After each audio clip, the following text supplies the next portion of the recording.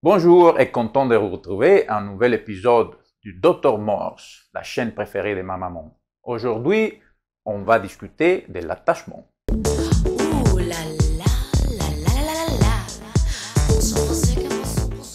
L'attachement dont nous allons parler n'est pas l'attachement à nos proches, à nos affaires, à notre équipe préférée, mais concerne une théorie qui a eu ses origines en Angleterre des années 50, du siècle dernier, après la Deuxième Guerre mondiale. Mais commençons depuis le début. Tout origine avec le travail de M. John Bowlby.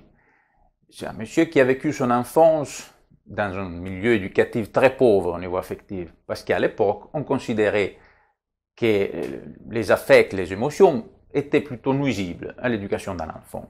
M. Bowlby était attiré par des théories très modernes pour l'époque, mais qui ont bouleversé le monde scientifique, notamment les théories de Charles Darwin. Des théories qui s'intéressaient au comportement animal et humain, notamment, comme on a dit, les théories de Charles Darwin sur l'évolution animale, les théories de Konrad Lorenz sur le comportement de joie, la collaboration avec Harry Harlow sur le comportement des singes et, avant tout, la psychanalyse. Une théorie qui, à cette époque, était à son apogée. Le travail de M. Bowlby et de Winnicott sur les enfants orphelins des victimes de la Deuxième Guerre mondiale les amena à produire la théorie de l'attachement. Si ce sujet vous intéresse, vu que le sujet vous intéresse, on pourra faire des vidéos aussi sur l'histoire et la vie des personnages impliqués dans cette histoire, pour vous donner plus de détails historiques. Mais pour l'instant, concentrons-nous sur la théorie elle-même. Même si Bowlby appartenait au milieu de la psychanalyse, ces théories ont été accueillies de façon un peu froide par les psychanalystes, notamment par ceux qui s'occupaient des enfants, du développement des enfants, notamment Anna Freud, la fille du Sigmund que tout le monde connaît, Melanie Klein, etc., etc. On disait à l'époque que ces théories étaient trop mécanicistes et pas assez psychologiques.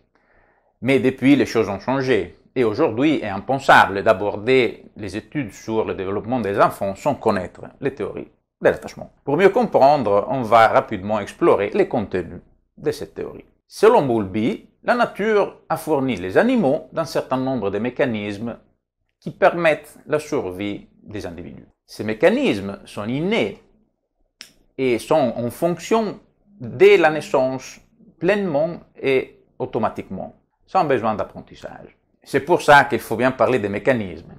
On les appelle aussi instincts, mais peut-être Bowlby avait en tête quelque chose de plus profond, quelque chose au niveau moléculaire et quelque chose de plus archaïque. Pas seulement d'un comportement répétitif typique d'une espèce et qui la caractérise et qui la différencie d'autres, mais quelque chose qui se déclenche dans toutes les espèces, sans exception.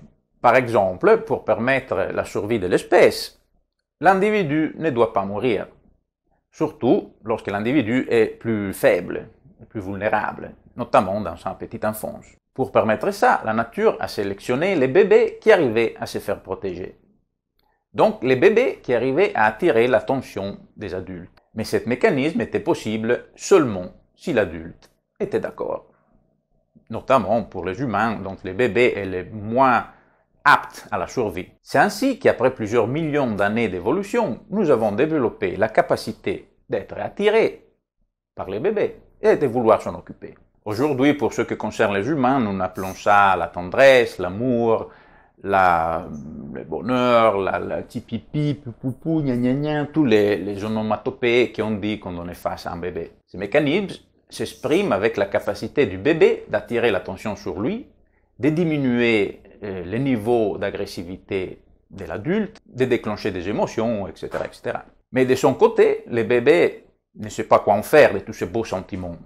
Ce qui l'intéresse le plus est manger s'il a faim, boire s'il a soif, faire pipi, faire caca, dormir, éviter le froid, éviter le chaud, éviter de tomber. Donc, il active les ressources que la nature lui a programmées, notamment les réflexes de la succion, la capacité de s'accrocher, la capacité de pleurer et de crier, la capacité de sourire, la capacité de suivre du regard. Pour commencer à garder sa place dans le monde, tout ça est largement suffisant.